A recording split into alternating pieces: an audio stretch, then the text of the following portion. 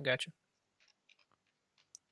All right, and we should be live for the Steelers Depot Monday live stream here on YouTube. Thank you guys so much for being here.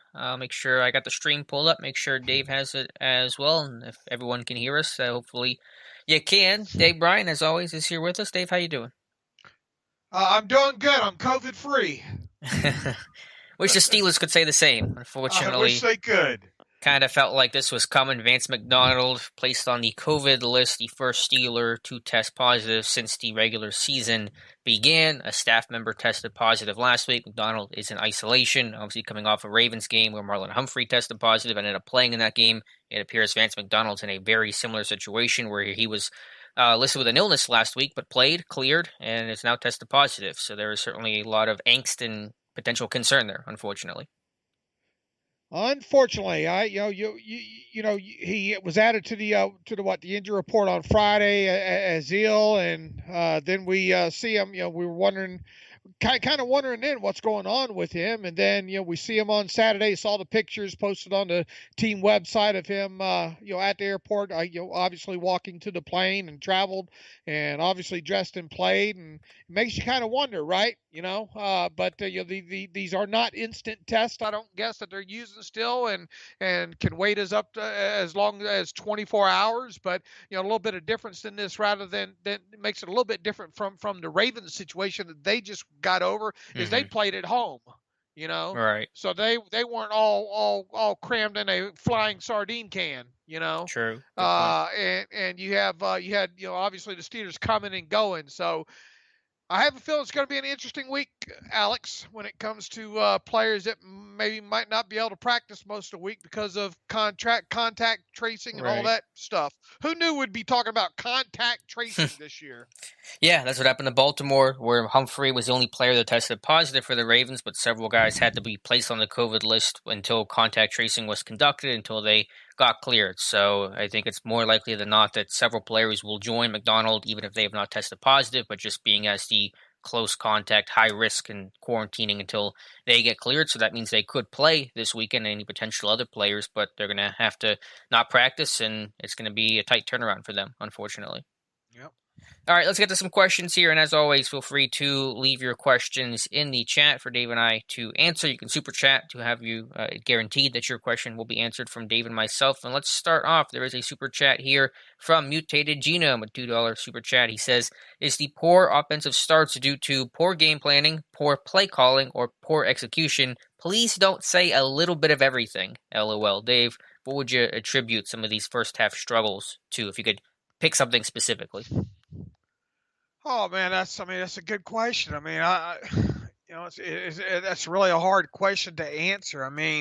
Not getting the running game going right out of the chute, obviously, doesn't help things. Ben hasn't been sharp early in some of these games either. I think it's a combination of a lot of things here that you're dealing with here. But let's face it, Ben hasn't been real sharp. You got a couple of deep balls kind of early in these games too. Maybe they need to let him warm up a little bit for going down the field a little bit too. So, I don't really have a good answer to that. You can only kind of judge this on what you see on tape, and you don't know exactly what the play sheet calls are. Don't exactly know what the autonomy Ben has for every play, and what's going through his head. So we're obviously throwing darts based on kind of what we think, and I do think it is a combination of a lot of stuff. Sure, the boring answer is the one that you said, that it is everything when you're struggling. Well, that was going to be my answer for Mutated Genome until he said making me pick something, but that is the obvious answer for sure. To try to drill it down a little more specifically, I would say just some of the trench play problems. If you're not winning up front as an offensive line, it's hard to really do a whole lot else as an offense. So, again, this falls on everyone, players, coaches, quarterback, execution, the whole 9 yards. But I do think when you're struggling to be the more physical team up front and you're not getting a push the way they had earlier in the year, I think that kind of makes everything, it makes you more one-dimensional, obviously, and that just kind of makes everything a little bit tougher to do, to stay on schedule and convert on possession downs, et cetera, et cetera. Michael Galupo says, on the Minka interception, should he have taken a knee in the end zone? Was there obvious open field in front of him, or am I crazy? Yeah, he probably should have taken a knee. I mean, it's Minka. He had that 93-yard pick six last year. Granted, that was not starting in the end zone, but, playmaker trying to make a play. But in hindsight, he probably should have just went down. Yeah, well, hindsight, I mean, you always you get a hold of that and your adrenaline's going, you probably think you can go 103 yards, but, the unfortunate thing is you get the blocking, blindside block or what crackback or whatever they ruled that being in there, and then it sets you up a shop right at.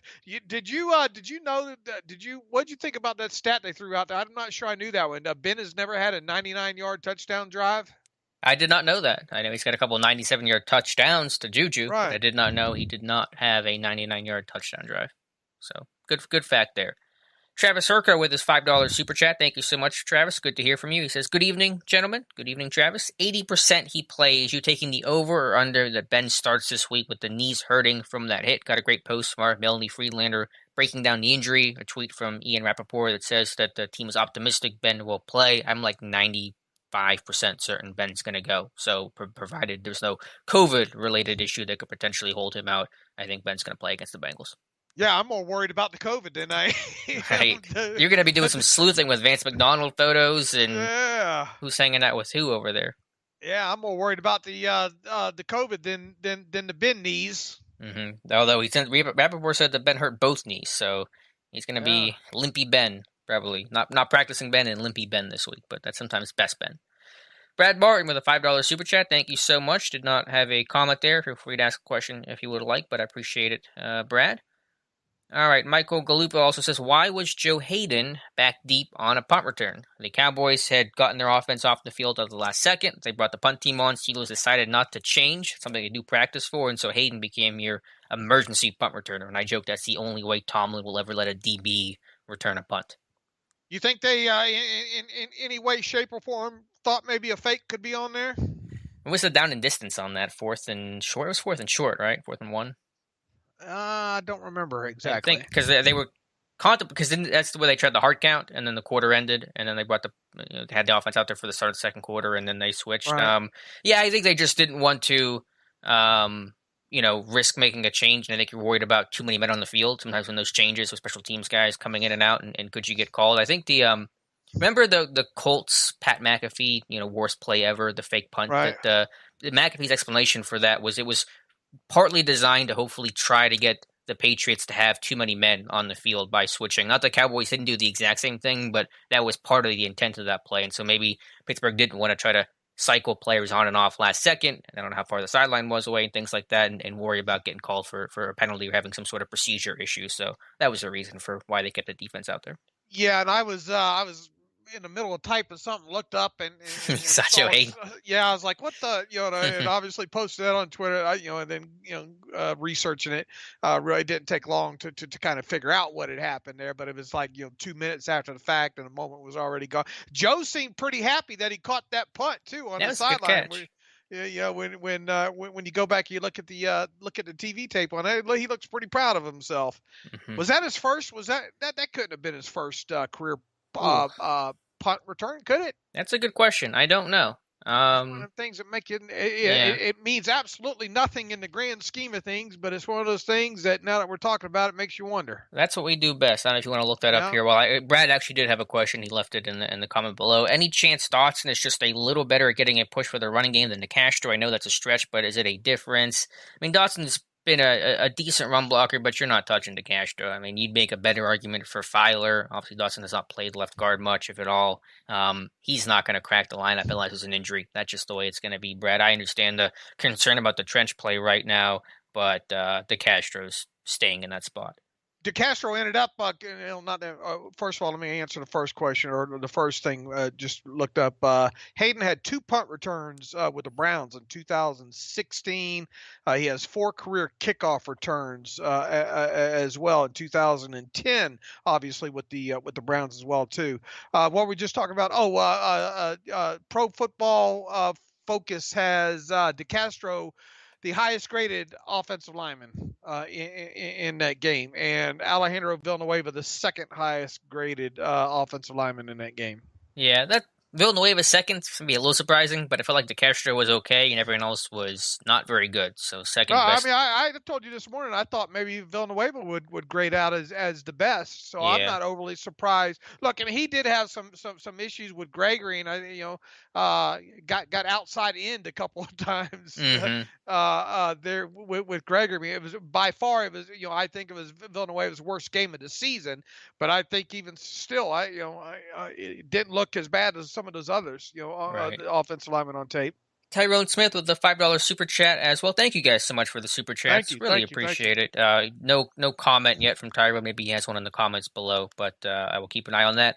Real quick, Frederick Miller says, "Hey Alex, love the channel, man." Thank you, Frederick. Who is this joining you on the live chat? I always miss the intro, Frederick. This is my partner in crime, Dave Bryan, also from Steelers Depot. So check out the website if you haven't already, Frederick, and get a lot more Steelers content that way. New phone, who dis? John Pennington, Dave, and Alex, the last 2 games, the secondary tackling has been horrible. It's like they are afraid to tackle. What are you guys seeing? It depends who you talk about. I think Edmonds has still done a good job. Minka's gotten a lot better as a tackler than where he started this year, but Steven Nelson missed a tackle. Cam Sutton had a real bad Olay attempt on Zeke Elliott on a 3rd and 8 or 3rd and 9 draw play. So it's been hit and miss. I think it just depends who you talk about, but I think guys are tired. And again, not an excuse, but I just think overall you felt a very low energy, worn down team on both sides of the football. And when you're tired and mentally, physically drained, sometimes things like tackling and technique start to wane. Live Loyal says, here's a NAYA stat for you here early in the chat. Dave, sorry for this. I know you're not going to be happy, but can you please explain the stat ANYA and why it's critical and what a good number is to have for both offense and defense? Thanks, guys. This is Dave's wheelhouse. I think he's going to be happy to answer this one, but go ahead. Adjusted net yards per passing attempt. It is a stat, and if you go to if you just Google that, obviously with the slash in there, it should take you to Pro Football Reference and their glossary page there. Adjusted net yards per passing attempt. It gives you the formula there. It's based around everything passing related. So passing TDs, passing yards, interceptions thrown, sacks. Sack yards and passing attempts there. And if you do make your way over to the glossary page there's a couple links in there that'll take you to some articles written by Chase Stewart. It's obviously I've been dealing with that stat now probably 5-6 years now. So, but it's just very good. It's a very good kind of predictive stat, if you will, to how both the offense and defense passing games are, because obviously not only does it take into account passing yards, it takes in as I mentioned, interceptions, touchdowns, sacks, and everything. So it gives a good kind of adjusted, because look, I mean, passing yards per attempt stat's been around forever. So it's just an adjusted number that they've kind of devised off of that. And really, technically, if you want to drill it down more and start taking out spikes and throwaways, you could probably get, not that that'll change the stat too much, but if you look at those stats and you look at long term, especially, I mean, the game's obviously changed over the course of the last 15 years easily, and so it's more of a passing league now. You want to look for a team that's got a defensive number under 6, and an offensive team with a number over 6.5 or so. And if you're in both those realms, obviously, if you take the two numbers of a team and you get a differential, you want the differential to be a positive number. And if you get a number up around 1.5 or better to the positive, they let you know that you're pretty good on both sides of the ball when it comes to your passing game. And in today's NFL, you have to have a passing game. You have to have a defense to be able to stop the passing game to win a championship. And it's just real good predictive kind of stat, and I've spent way too long on this already. Do you have an updated stat for where the Steelers' difference is at? I know it's positive. I know it's in a good place, but where do we stand? You're halfway now through the season?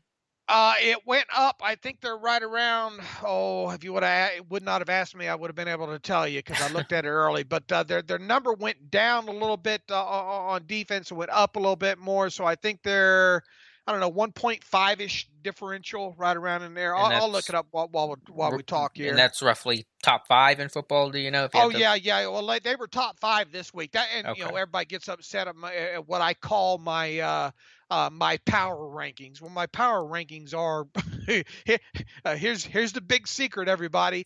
My power rankings are the adjusted net yards per passing attempt differential stat. So there you go. I mean, it's not rocket surgery here. The secret's out. Now tell us what the 11 herbs and spices in KFC is while we're out here sharing secrets. And that's some good chicken though, ain't it? It's gone downhill though. Has it? Well, the KFC near me is just a dumpster fire. They had introduced the grilled chicken there for a while, and is it good? I've never had the grilled chicken. It was. It's been a while since I've had it because you can't find any of them around here that do it. I don't think, even out in Vegas. So, it's here. I mean, look, I grew up where. Quick story. We had a grandfather who was an old hermit that lived out in Innerarity Point, which years ago in Florida, that was out in the boonies out there. He had an old trailer out there in the middle of nowhere, and he was old hermit, long hair, rolled his own cigarettes and everything. Prince Albert in the can. When I was a little boy, once or twice, once every 2 months, we'd have to go all the way out there and take him Prince Albert in the can, and my mom would cut his beard, my grandfather's beard and all. And he always requested that we bring a big bucket of Kentucky Fried Chicken. And let me tell you, he would clean them chicken bones, Alex. The dogs wouldn't even touch the bones, even when they're done with that. So that's a quick KFC story. You got a story for everything. I respect it. I sure do. Russ Obenstein. Good to hear from you, Russ. Guys, are we missing Tyson and Bush in the run game? Sure. I mean, there's no doubt about that. There's a pretty strong correlation there. And not only are you losing just two talented guys, but then your depth gets tested. Now, depth guys are starters, third stringers who weren't playing right now, backup guys that are rotating in like Henry Mondo and Carlos Davis. So, I mean, it's an obvious thing to say. We're not going to blame everything on those guys, but you're missing Lulu, you're missing Bush, you're missing Mike Hilton, all big components of your run defense. The offensive number 6.7, the defensive number 5.0. So you got a differential of 1.7, which is strong. Gotcha. Mike Adesso, get back to the questions here. Hi, guys. Tough news about Vance going into COVID protocol. I'm going to make Dave happy and wonder if maybe they look into signing Luke Wilson to the practice squad. Have they ever had any interest in the past? I know we've talked about this for about a year now, and I wouldn't be opposed to it, but I'm not expecting anything. Yeah, and look, you're running short on time right now anyway, right? To get him through the test and in the door by this weekend. So right. If they were to kind of look at him right now, it would be for past this coming weekend. So look, it's just a guy that I've always thought really hasn't gotten nearly enough respect that he's obviously not a premier player and not going to really help a team a lot, but he can block, he can play on special teams and all. But do I think it's going to happen? No. It's just every time his name comes up on a wire, and if there's a tight end need like there is in Pittsburgh right now, it's just one of those guys that all around kind of still decent player, I guess. I mean, he's obviously up there in age now, but there's no way they could get him in the door right now with the testing and the protocols to have him ready to play this next week. So I kind of doubt that they'll obviously go that route there. I think what you could see end up happening, obviously, with McDonald not playing this week, you'll probably see Zach Gentry finally get a helmet for the first time this season. And I would suspect when the protected practice squad list comes out on Tuesday, Alex, that Kevin Radar's name will finally be on it for the first time, and then we'll wait and see if they do anything with Kevin Radar on Saturday, some sort of elevation to the active inactive there. So I would think that's their plan there, and they might bring in try to at least start getting another tight end tested or whatnot so they can sign him to the practice squad. Yeah, we'll see if Raider gets elevated. I mean, they've only had two tight ends active for every game. Obviously, Gentry is not dressed this year, so maybe they don't, because usually that guy that gets elevated it dresses. Obviously, otherwise it's kind of a waste. So we'll see, but that'd be cool for Raider. He's worked hard, but a good blocker, inline kind of guy that might even have a little situational goal line type role if they dress him. But we'll see, and hope Vance gets better and gets off the COVID list as soon as possible. Well, Radar would probably be a better blocker than Gentry, and Radar probably would be a better special teams player. Why not just elevate him and just leave Gentry on the inactive list? Yeah, I mean, I would say a lot about Gentry if that's what happens. We'll see. Mike also says, do you think the Steelers knew Gilbert was going to be the starter all week? Defense would have prepared any better? I think Jeremy Fowler tweeted the Steelers had the hunch and or at least were sort of planning for Gilbert to be the guy. But I don't think the issues were specific to a lack of preparation about Gilbert's skill set. I don't think anything he did was unknown necessarily. The Steelers, in large part, just didn't execute properly, were put in bad matchups, etc. So I don't look at it as a Gilbert issue. I look at it as a Pittsburgh Steelers prep and execution type issue. How much base did they run in that game? You got it done yet? I'm almost done with the charting. They were in base a lot, though, even against 11 personnel. And I think the initial look is that that was not a very successful idea. It's not that it's brand new; they've done it before, but it just did not work against the Cowboys. I'll get the numbers for you for probably an article in the morning. Actually, is what I'm planning on. Let's see. Steeler fan 1933. Hello, Dave and Alex. Thank you for your time tonight. Here we go, Depot. Here we go. Thank you so much, Steeler fan, for hanging out with us. Double HH says, is it scheme or personnel on running plays that is the reason why we can't seem to get crucial end-of-game first downs the past several weeks? Things seemed fine the first 4 games. You're right. They closed out games repeatedly the first month or so with the formative offense. I would say execution. The O-line is just not getting a push up front, and that is an obvious issue. If you run successful early, you normally have chances to run successful late. Yeah. And they're not running well enough early yet. And, and as I said on the podcast this morning, one of the most concerning things when it comes to the running game on Sunday was that short yardage stuff. You couldn't convert any. They converted that first 3rd and short with Connor, and early in the game kind of give you a little warm and fuzzy feeling there, and then they couldn't convert anything short yardage after that. Yeah, and they had the obviously 3rd and short issues last year. No Derek Watt, who continues to miss time with that hamstring injury, but the line just is not doing its job either. Let's see here. John Pennington, Dave and Alex, why don't the Steelers get McFarland in motion on jet sweeps or screenplays or anything in space? They did a little bit more of that against Dallas. I just don't think he's as ready as some of these other guys who just seem to be, more NFL ready, a Claypool or Ray. I get the point you're making, John, but I think it's still a rookie that's made some mistakes and still has to earn the trust of the coaching staff. Mike Adesso, not to be a snitch, but I'm rewatching the game now. Neither team really had masks on when on the sideline. Wasn't this supposed to be enforced this week? I believe that was a recommendation by the NFL, not a mandate, if I'm remembering the rule correctly, but I did notice that as well, Mike. Jonathan Mason, is A.B. Williamson going to get a shot at dime linebacker at this point? I understand not moving Edmonds there, but I don't think Marcus Allen is the answer. Really missing Bush. Dave, your thoughts on Williamson's role or what it could be coming off this game? It's going to be interesting to see what they do. Only 4. You had 4 snaps yesterday, right? With Marcus Allen, didn't look necessarily. It looked like he kind of didn't know what to do against the run when they and that's maybe that's why they ran in some of those situations there with him on the field. They're going to get him some snaps. I just don't know how they're going to get him some snaps. Could it be occasionally in dime? I mean, look, here's the thing. When you get Mike Hilton back, which we hope would be this week, then you can go back to having Sutton on the field, right? Sutton and Hilton on the field, right? Yeah, in dime packages, you wouldn't need Justin Lane. He'd be the odd man out in dime packages. Right. So hopefully if Mike Hilton comes back and everybody stays healthy, then your dime goes back to Hilton and Sutton being on the field. So there's no need for that. But then the question is, who's your dime linebacker? Because is it going to be Allen? Is it going to be because they I feel like they benched Marcus Allen. He was not out there for the last 2 drives where they were in dime. It was Spillane out there. So is it going to be Spillane? Is it Allen? Is it going to be Davis? Avery? I'd tell you, I wouldn't be surprised if it's Williamson. Maybe not. It wouldn't surprise me, Alex. Nothing at this point would surprise me. I think they're just trying to throw stuff at the wall and see what sticks and what fits. And they're not really having a lot of good answers. Now, is it a huge upgrade? I mean, he done, as the tape shows, at least from this year, tape hasn't been great with him out in space. With Williamson? Yeah. Yeah. I mean, coverage is not he's a zone dropper. He really can't man up, though.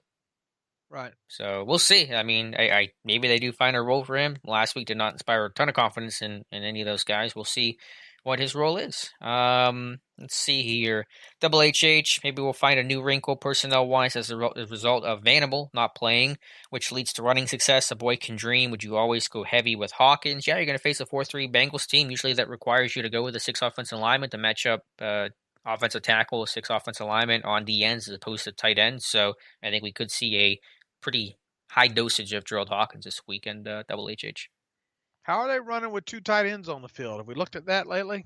I haven't. I'll have to get the charting from Tom, and they're just not running well, period. I mean, the last few weeks they're averaging 3.2, 3.3 yards per carry, so just running in general seems to be poor. I'll have to look at when the charting comes back and see what the last couple games, how much they've tried to run with McDonald and Ebron on the field. I told you that was one of my main concerns coming into the season. Were those two in running out of two tight end personnel?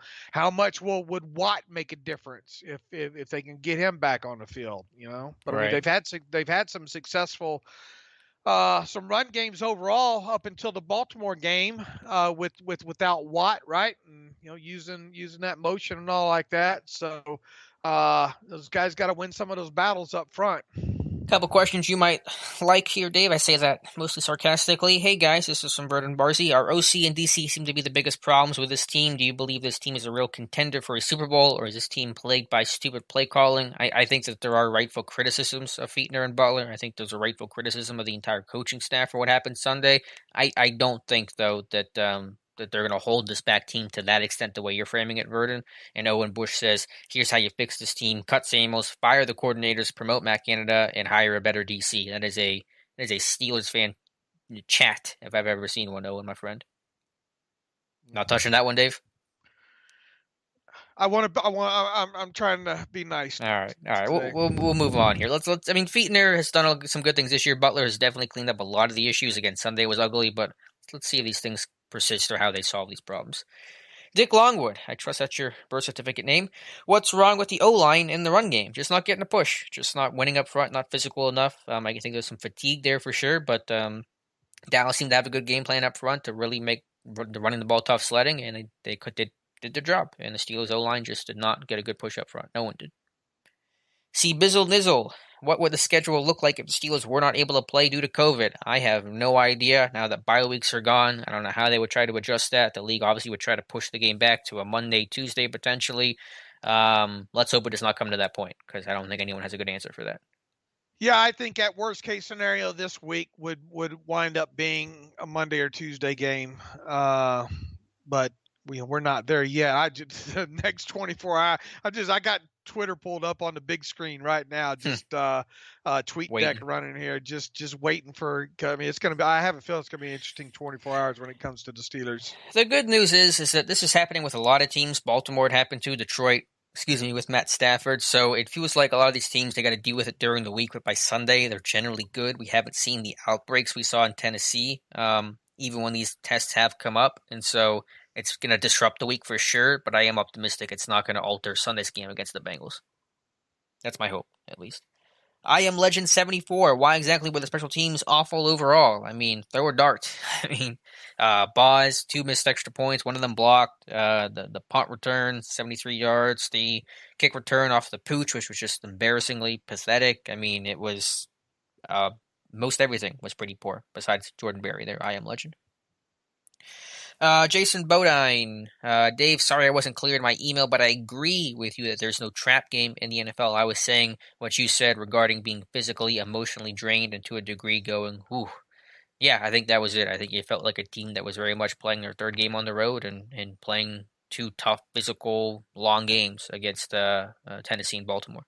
There's some great articles if people want to take time to search them out. I mean, maybe it's something I'll touch during the off season. I think I've written about it some. I can't remember if I wrote about it in the past or not. But I find it hogwash. I mean, these are professionals. College when you have such a big gap in between talent levels with some of these schools. I can buy more of that, especially if a team's got a big rival coming up the week after playing our Sisters of the Mercy kind of game like that. But the NFL, man, these guys are paid to play. These are professional. This is the cream of the crop. Do teams sometimes get the mantra maybe of maybe playing down sometimes against teams? I mean, look, you can statistically look at different organizations and look at Mike Tomlin over the years and some of these games, but the whole trap idea, I think, is just garbage. I mean, look, this is a team that's 3 consecutive road games, 2 games, back-to-back games coming off of a hard-fought games. Game of the week, as Mike Tomlin likes to say, against Titans and the Ravens, and then you you going on the road and have to play another team. Yeah, I think a little bit of fatigue probably played in there as well. Look, at least they won. So, but the whole trap game thing, I'd never have bought any of that for a while. Yeah, in the NFL and all. Right. I think fatigue and just tiredness is more of a factor, more reasonable explanation than any sort of trap game or overlooking for the reasons that you pointed out. Just a reminder, Dave and I are here for another half hour. Be sure to answer or ask questions in the chat below. Super chat will guarantee your question will be asked and answered, and we'll get it immediately as opposed to waiting.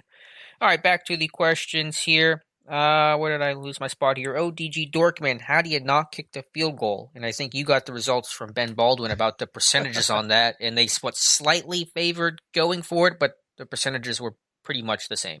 Yeah, the bot evidently didn't even kind of tweet it out because it was such, over 99% for each one there. I mean, 6 of one, half a dozen the other, right? I mean, I think the more I think about it, what's more likely to go wrong? Where is there more chance of something going wrong versus a let's say a 4th and 1 run versus a field goal attempt? I mean, you could probably get them about equal there because you obviously could fumble away the football, but if you did that, as long as it's not returned, as long as in either situation it's not returned for a touchdown, You're asking the question, what's the higher chance for disaster? The field goal is the higher chance for it blowing up in your face, given the pressure the Cowboys were getting. All right, well, even throwing out what had just happened to you, the previous stuff in the game, which I know is impossible to do, but which is the highest risk if you just came out of the locker room to do it? Just not considering what happened during the game, just a blank slate. Maybe going for it, I guess, but I think the whole reason why they went for it was because of what happened during the game. Right. I mean, I understand why he did it. Why he didn't go for the field goal, why he went for it, because of the score on the scoreboard and everything associated with that. But I would have kicked the field goal, plain and simple, I think. Yeah, I would have kicked it as well personally, but I'm not going to kill Tomlin for the idea of going for it. Analytics say go for it by point 0.04 or whatever, right? Well, yeah, I mean, I hear you. I'm not killing Tomlin for the idea. I get why he did it, and it's not the reason why that game was close or why they almost lost it, or et cetera, et cetera. Because once again, if you kick it and you make it, you're up 8, right? So it's still a 1 possession game. Right, you're still asking your defense to get a stop. Right, and if you go for it and you run it and you get it, game's over. Period. Correct. Exactly. So I understand why he did it. Andresa, is Jalen Samuels really that much better than Trey Edmonds? Jalen is supposed to run routes, but he does those poorly, and Edmonds is a much bigger back that can act as a stand-in fullback and pass protect.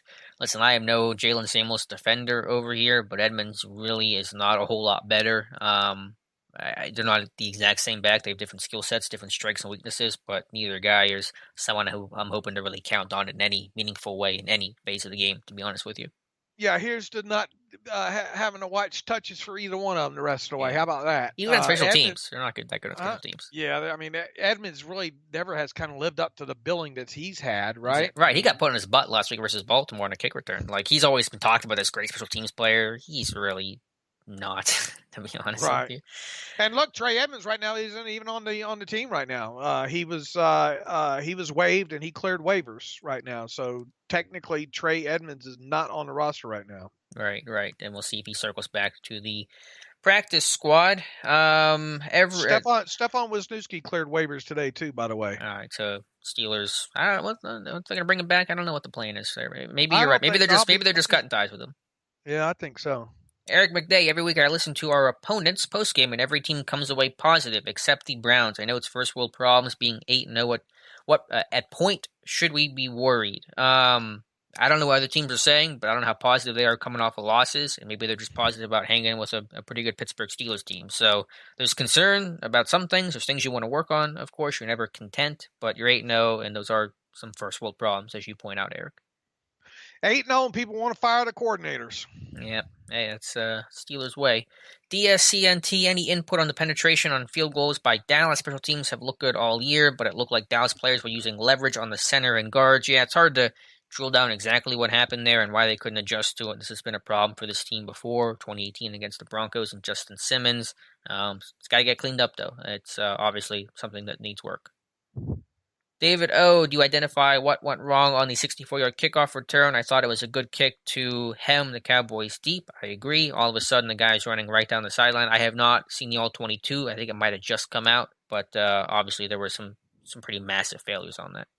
Yeah, I haven't. Has it dropped yet? I haven't seen it. I saw someone tweet out a clip of All-22, but I have not checked myself, so I haven't checked that. But it was a great kick. We'll be busy doing that here in a little bit as soon as we get off of this. Tyrone Smith, is this from your super chat, Tyrone? It's a little harder when these things come in without the super chat. I know there's a character limit. Anyway, let me answer your question here.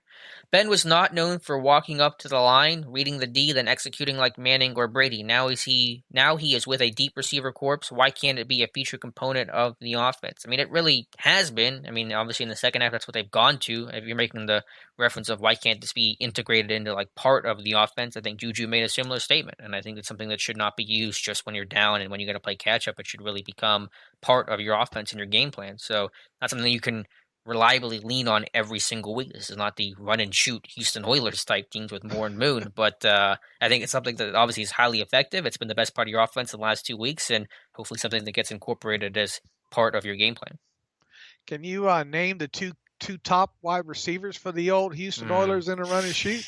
I don't think I can. I can give you Lorenzo White at running back, I think. I don't know if that was the era of Warren Moon or not, but if you hit me with his history and trivia over here. Haywood Jeffries was one of them, right? You're asking. I got no answer for you, but I believe Jeffries was one of them. I think was it Givens was the other one? I take your Ernest Givens. Yeah, Ernest Givens and Haywood Jeffries were the two primary, and Lorenzo White was there too. Right. Warren Moon, obviously. Yeah, so I got the running back. I'm proud of myself for knowing the running back of the Warren Moon era. 114 people here in the chat. Thank you guys so much. Be sure to ask questions for Dave and myself. Captain Spartan, is Chris Wormley and Tyson Alualu that important to our run defense, where without them our run defense is that much of a shell of what it was the first 6 games of the season? I mean, they're Alualu, especially Alualu, I'll get it right one of these days, is definitely a big component with how well he was playing. It's not the only reason. You can't just say, well, the run defense is going to suck while he's out, but it's been multiple layers of issues, and the loss of those guys and the stress on young guys like Mondo and Bugs and Carlos Davis Sunday is certainly having an effect on this team. Let's not forget too, you lost your lost one of your linebackers right up the middle too. So you're right up the middle. You've taken hits with injuries. Don't look. It's not the only reason with Tyson, but he sure was playing well up front there. So when you lose both your guys right up the middle there. Spillane's played well, but he's obviously made a couple mistakes on some fills as well too. So, and then you're missing your best, the single best run stopping nickel corner in the NFL. You're missing right now as well too. So you add all those three things together there, and then you play in some 3 linebacker stuff that or 5 linebacker stuff that you're not used to playing before. You're doing things a little bit different. It's probably not shocking that they've given up some big runs. Mike Odessa, what are you more impressed by, Jordan Berry's punting the last 2 games or Boz hitting that 59-yarder with plenty of room to spare? Both very impressive, but Boz, when you set a franchise record, you got to give the nod to the Boz, I think. Yeah, 59. That didn't just make it either. It was on into there too. So good for him. Probably likes kicking indoors. Probably a nice thing. I didn't think he'd make it. Did you think he'd make it? The whole situation was weird. The 54-yarder that misses, the false start, the conference, and I was like, we'll see what happens. I didn't really have an opinion on it, but glad he made it. Let's see. Trying to find some other questions. Do you think Whiz or Trey comes back to the practice squad? Edmonds, maybe. Whiz, maybe. I mean, I don't have a great feeling. I think Edmonds probably circles his way back, though.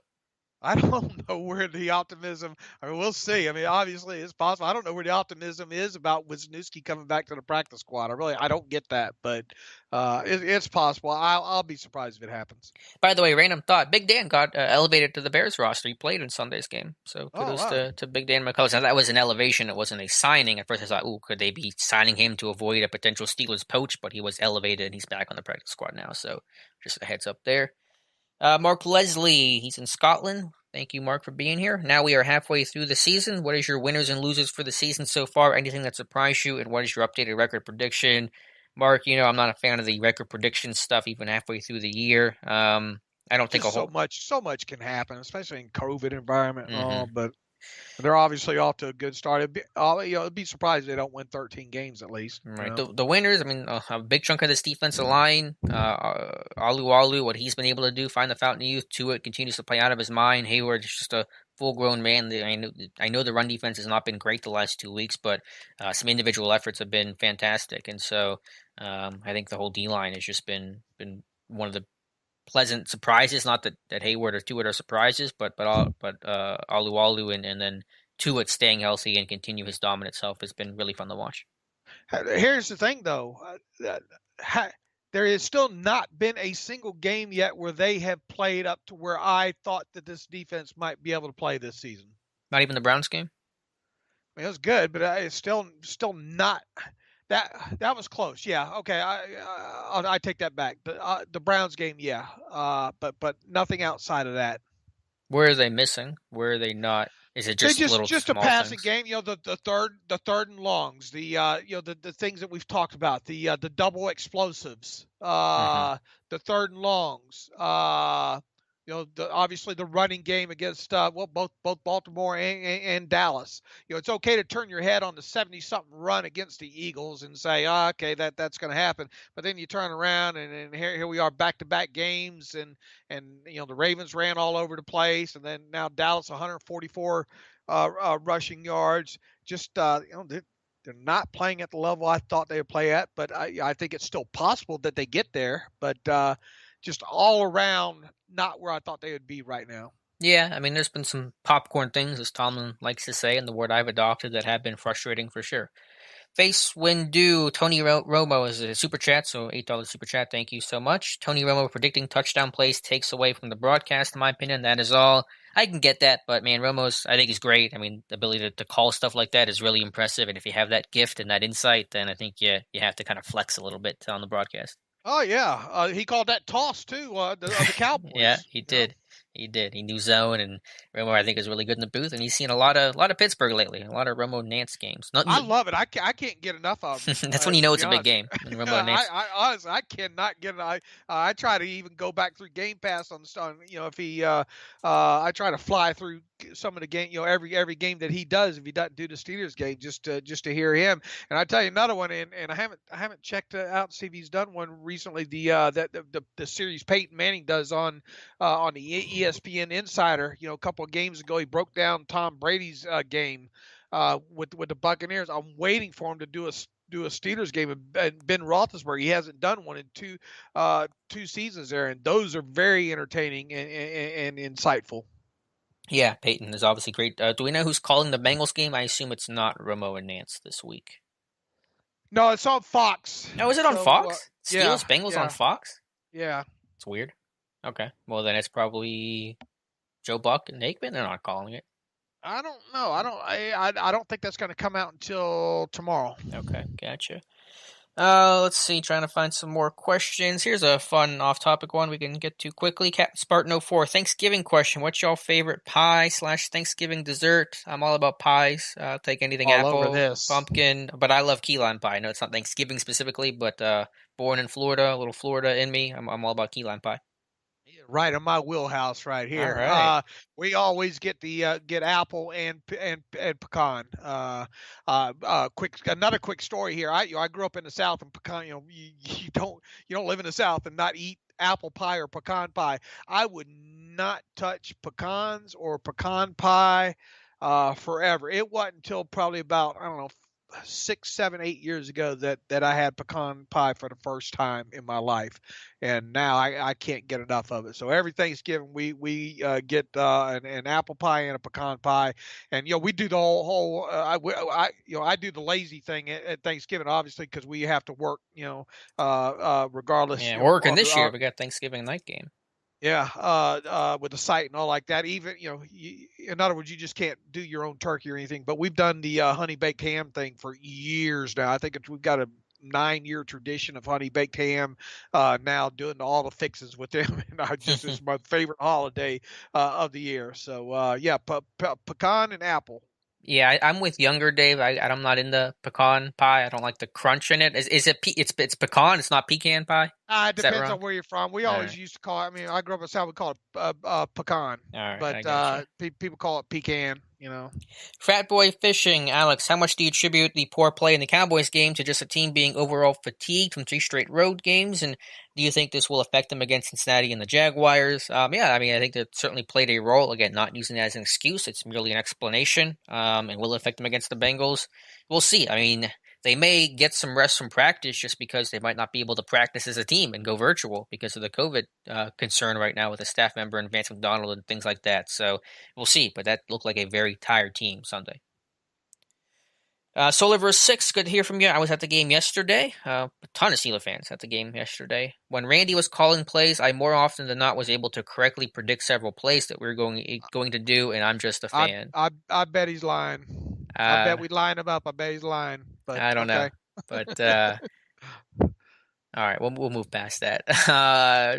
Good thing we didn't throw Minka out with the bathwater. I missed who that came from because the super chat just came in. But yeah, I mean, that's why we don't get too high and too low on players that we know are really talented. That's some I Am Legend 74. Rory's asking about the 4th and 1 play call at the end of the game. I think I would have kicked it. Dave and I said that earlier, but I was okay with going for it because you're just trying to win the game right then and there. Chester Pinckney, new name here. Hey, Dave, do you remember the 78 season when the Steelers started 7-0? I was 7 then, but I remember us losing to Houston on Monday night and winning the Super Bowl. Any memories from 78, Dave? I don't remember. I mean, I obviously the older that I've gotten and going back and obviously rewatching a lot of those games, I have afterthought, but I don't have any distinct memories other than the Super Bowl in on the 79 season. I vividly, and the 78 season too, I vividly remember watching both of those Super Bowls. Okay. And I remember, the post game and all like that. As far as remembering, certain games during the season, like I said, I have recency bias now because I've watched them as a grown up versus then. So no, I don't have any real distinct memories of regular season games. And you got to remember too, I lived in Florida, so we didn't get every game. Now the Steelers obviously were on the TV quite a bit during the 78 and 79 seasons, but it wasn't like every game was on either for me to watch. Yeah, obviously, I'm not the right person to ask about this stuff. We just had 3, 5, and 10. The old antenna, the big box. Yeah, TV. yeah, the old rabbit ears and tinfoil and stuff. Brad Morgan with another super chat. Thank you so much, Brad, for popping in tonight. I'm a self-admitted Yinzer growing up near Pittsburgh, and I don't know if you addressed this at any time, but is this 8-0 Steeler team the least covered and most disrespected team nationally? To an extent, I can agree with that. Obviously not getting a ton of love, a lot of talk if this was the Chiefs or Seattle or someone. Everyone would be talking about wall-to-wall, Tom Brady Buccaneers are 8-0. So I get that, but I don't really focus on that stuff a whole lot, to be honest with you, Brad. I'm not seeing it. I think fans love to get slighted. They like to take everything as a slight. I'm not sensing that. Heck, they've had Ben Roethlisberger on the pre-games the last several weeks. They had Watt on. They've had I think they're getting the amount of respect that and coverage that they deserve. I don't think anybody's now. Obviously, you got the Colin Cowards and those dingleberries and all like that. But as far as national, pregame, I mean, they talk about them all the time on NFL Network. Dedicating segments to them and all like that. So and look, I'm on the internet all the time too. I see it, So I don't get the sense that they're being slighted or not getting the respect they deserve for being 8-0. The D Kip. Hopefully I said that phonetically. First time live chat, Dave and Alex. Excellent job. Thank you so much. Have you ever considered making Steelers Depot an app? I know we've talked about it a little bit, but it just would take some time, and obviously we're pretty busy with site stuff, especially in season. We'll try to get around to doing something where at least people can have something to know to get alerts when something is that the see. I don't use a lot of apps other Same. Because I'm on the computer. I'm here. I don't need them. Right. I don't need those kind of apps. So I'm guessing where it would come in for regular user of the site is just getting notification of maybe when a post hits or something like that. Is that the biggest thing an app offers these days when it comes to that? Yeah, I think partially. I don't know if some sort of newsletter could substitute in some sort of email listing, but let me ask you, chat, would you guys be open to the idea of a Steelers Depot app that would be somehow, I don't really know exactly how, but more streamlined in terms of information and maybe some easier, quicker access and alerts and things like that? So let us know in the chat if you would be open to the idea of a Depot app. Let us know below. It obviously wouldn't happen, but Sure. between now and the end of the season. But it would be something during the off season we could probably get knocked out pretty quick. Yeah, just take your temperature here, chat, on that. Let's see. Breton717. Apologies if this was already answered, but how many snaps, if any, do you both think Williamson will play against Cincinnati? I don't know. I think maybe a rolling dime is possible based on what happened last week, but we're just gonna have to wait and see. Under 10, barring no injuries. It could be 0, but somewhere between 0 and 10, I would think would be the best possible answer to that. David Riccio says success in any sport depends on injuries to key position players, so this journey of success in a legitimate Super Bowl chance depends at season's end injury report. Fact, fair enough. I think that's baked into the cake. Everyone has to stay healthy, and if you stay healthy, you got a better chance to stay in the dance. Russ Obenstein sure as hell didn't get not kicking fullback and pooch kick way.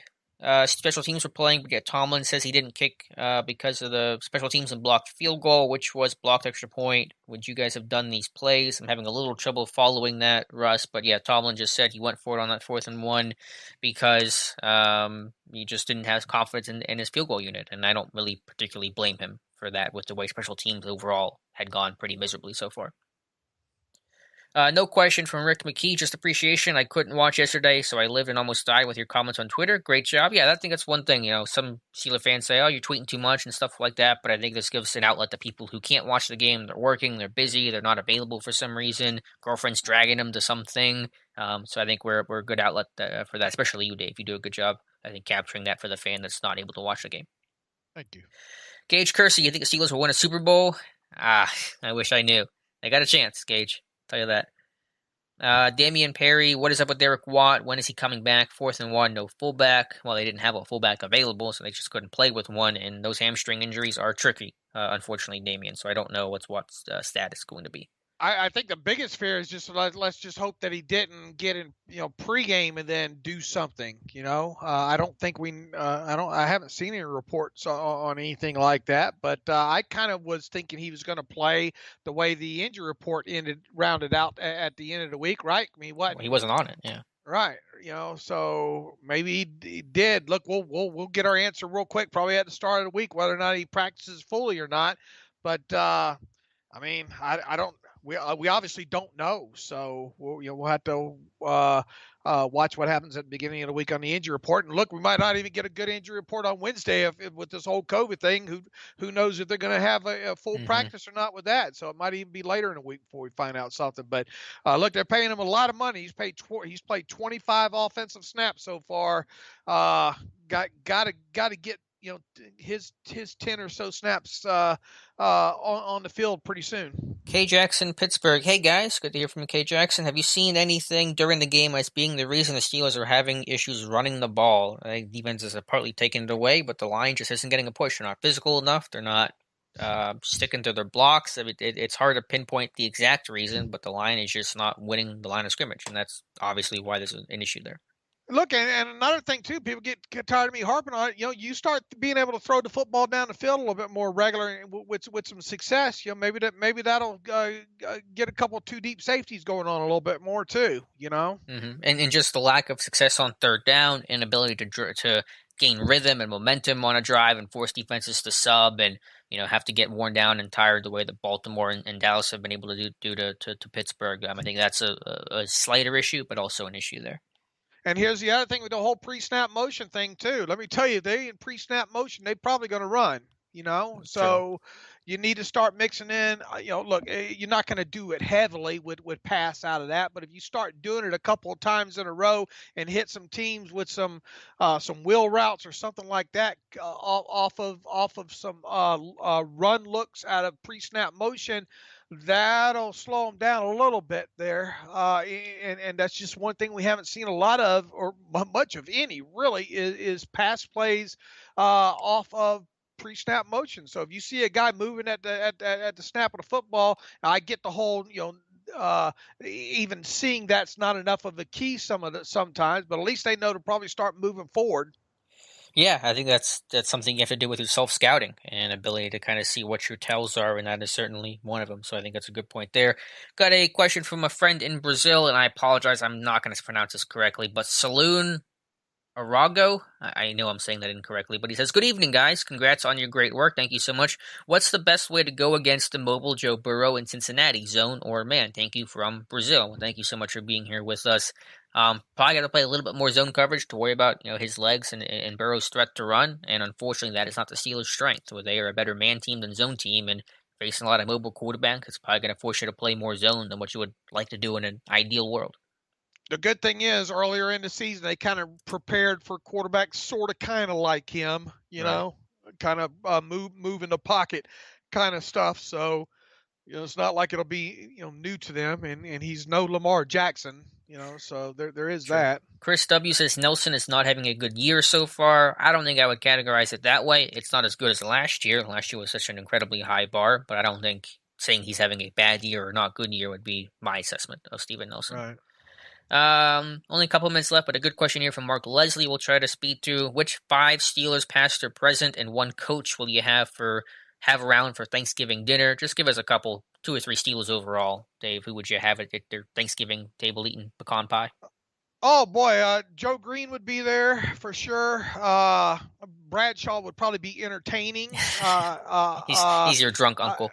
Yeah, I'd like to have Bradshaw and Roethlisberger in the same room for a little bit. Dick LeBeau, I couldn't get me enough of Dick LeBeau to have some Dick LeBeau around for a little bit, and to really liven up the party, I'd have Todd Haley there. Oh my goodness. Or Bruce Arians, one of the two. Oh wow, you'd have some Thanksgivings for sure. Right. I like. Yeah, I'm gonna steal Mean Joe, Dick LeBeau. I don't even know. James Harrison. I'd love to be locked in the room with Dick LeBeau for a couple hours. Right. And I'd invite, in terms of past Steelers, I'm assuming we can choose ones that are deceased. Big Daddy Lipscomb, one of my favorite Steelers of all time. Really fun dude, character type, and it'd be fun to talk to him, and he's got some stories that he could tell for sure. Andres, so what's your guys' favorite football book? I'm reading The League right now by John Eisenberg, friend of the show. It's fantastic. So if you want to pick up and learn about Steelers, some of Steelers history, there's some chapters and parts dedicated to the Chief and the early upbringings of football. Check out The League by John Eisenberg. Dave, what about you? Still the Pass Coverage Glossary by Cameron Soran. There you go. And you can order that, right? You can find that off Amazon, right?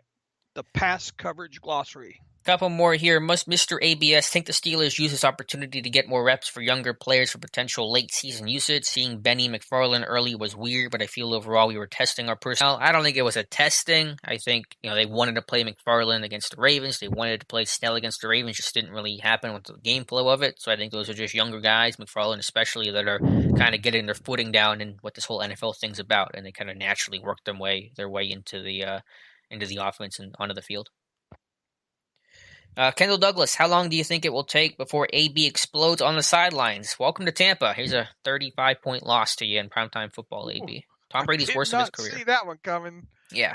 Did not see that one coming. Got a lot Gronk looks slow.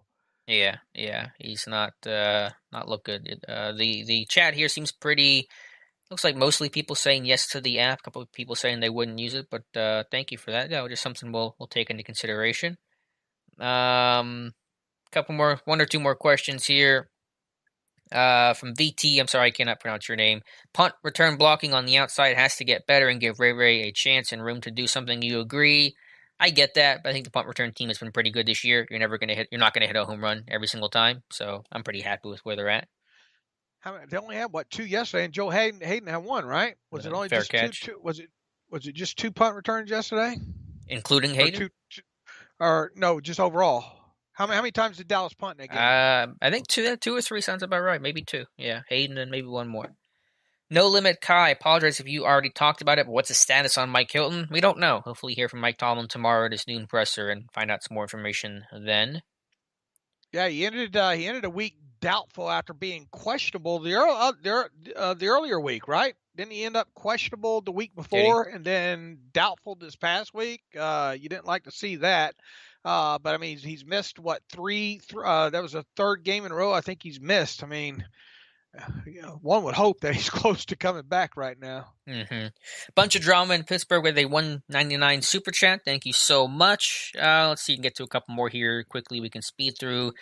Via T also says we ran the exact same play on 3rd and 1 and 4th and 1 in the same exact formation with McFarland. I like that.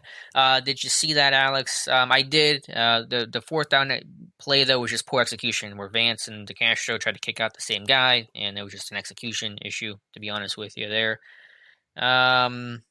Russ says, I'm hearing Banner is way ahead of schedule of his rehab. Wonder if he makes it back for the playoffs. I don't think that's going to happen on a torn ACL. We'll see. I mean, who knows? Todd Haley would bring the tequila, at least. That's some Bizzle Nizzle. That's probably true. And Ken says, I sound like Ben Shapiro. You're not the first person or the last to tell me that. And Andres, we did go over the McDonald positive test. Any more questions here? I think that's probably about it here for the questions. Cristiano625 says, how y'all feel about Claypool? Dave, how y'all feel about Claypool?